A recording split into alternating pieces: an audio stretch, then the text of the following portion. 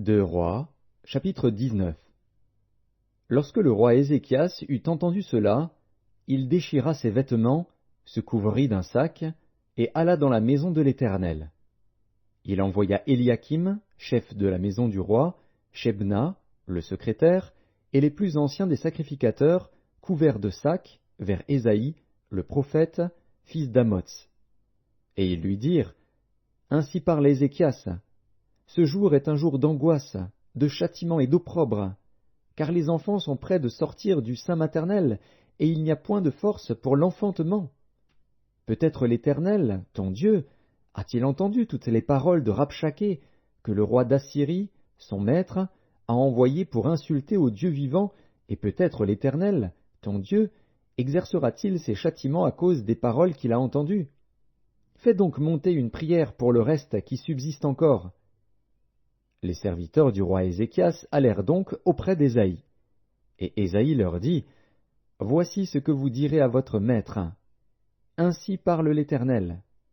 Ne t'effraie point des paroles que tu as entendues et par lesquelles m'ont outragé les serviteurs du roi d'Assyrie. Je vais mettre en lui un esprit tel que, sur une nouvelle qu'il recevra, il retournera dans son pays, et je le ferai tomber par l'épée dans son pays. » Rabshaké, s'étant retiré, trouva le roi d'Assyrie qui attaquait Libna, car il avait appris son départ de Lachis. Alors le roi d'Assyrie reçut une nouvelle au sujet de Tirhaka, roi d'Éthiopie. On lui dit, « Voici, il s'est mis en marche pour te faire la guerre. » Et le roi d'Assyrie envoya de nouveau des messagers à Ézéchias en disant, « Vous parlerez ainsi à Ézéchias, roi de Juda, que ton Dieu, auquel tu te confies, ne t'abuse point en disant, Jérusalem ne sera pas livrée entre les mains du roi d'Assyrie. Voici, tu as appris ce qu'ont fait les rois d'Assyrie à tous les pays, et comment ils les ont détruits. Et toi, tu serais délivré. Les dieux des nations que mes pères ont détruites les ont-ils délivrés? Gozan, Charan, Retsef, et les fils d'Éden qui sont à Télassar? Où sont le roi de Hamath, le roi d'Arpad, et le roi de la ville de Sepharvaïm, d'Ena et d'Ivva? » Ézéchias prit la lettre de la main des messagers et la lut. Puis il monta à la maison de l'Éternel et la déploya devant l'Éternel, à qui il adressa cette prière. « Éternel, Dieu d'Israël, assis sur les chérubins, c'est toi qui es le seul Dieu de tous les royaumes de la terre, c'est toi qui as fait les cieux et la terre. Éternel, incline ton oreille et écoute. Éternel, ouvre tes yeux et regarde. Entends les paroles de Sanchérib, qui a envoyé Rabshaké pour insulter au Dieu vivant. Il est vrai, ô Éternel, que les rois d'Assyrie ont détruit les nations et ravagé leur pays, et qu'ils ont jeté leurs dieux dans le feu. Mais ce n'étaient point des dieux, c'étaient des ouvrages de main d'hommes, du bois et de la pierre, et ils les ont anéantis.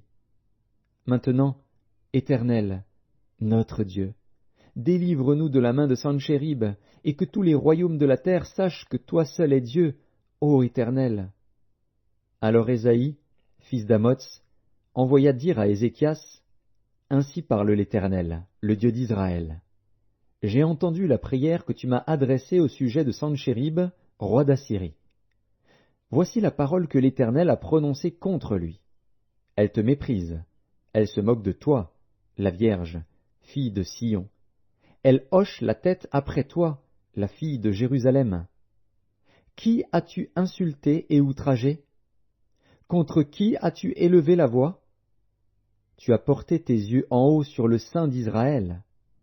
Par tes messagers tu as insulté le Seigneur, et tu as dit, avec la multitude de mes chars, j'ai gravi le sommet des montagnes, les extrémités du Liban. Je couperai les plus élevés de ses cèdres, les plus beaux de ses cyprès, et j'atteindrai sa dernière cime, sa forêt semblable à un verger. J'ai creusé et j'ai bu des eaux étrangères, et je tarirai avec la plante de mes pieds tous les fleuves de l'Égypte. N'as-tu pas appris que j'ai préparé ces choses de loin, et que je les ai résolues dès les temps anciens? Maintenant j'ai permis qu'elles s'accomplissent, et que tu réduises des villes fortes en monceaux de ruines. Leurs habitants sont impuissants, épouvantés et confus. Ils sont comme l'herbe des champs et la tendre verdure, comme le gazon des toits et le blé qui sèche avant la formation de sa tige. Mais je sais quand tu t'assieds, quand tu sors et quand tu entres, et quand tu es furieux contre moi. Parce que tu es furieux contre moi, et que ton arrogance est montée à mes oreilles, je mettrai ma bouche à tes narines et mon mors entre tes lèvres, et je te ferai retourner par le chemin par lequel tu es venu. Que ceci soit un signe pour toi. On a mangé une année le produit du grain tombé, et une seconde année ce qui croît de soi-même. Mais la troisième année, vous sèmerez, vous moissonnerez, vous planterez des vignes, et vous en mangerez le fruit. Ce qui aura été sauvé de la maison de Juda, ce qui sera resté poussera encore des racines par-dessous, et portera du fruit par-dessus. Car de Jérusalem il sortira un reste, et de la montagne de Sion des réchappés. Voilà ce que fera le zèle de l'Éternel des armées. C'est pourquoi ainsi parle l'Éternel sur le roi d'Assyrie. Il n'entrera point dans cette ville, il n'y lancera point de trait, il ne lui présentera point de bouclier, et il n'élèvera point de retranchement contre elle.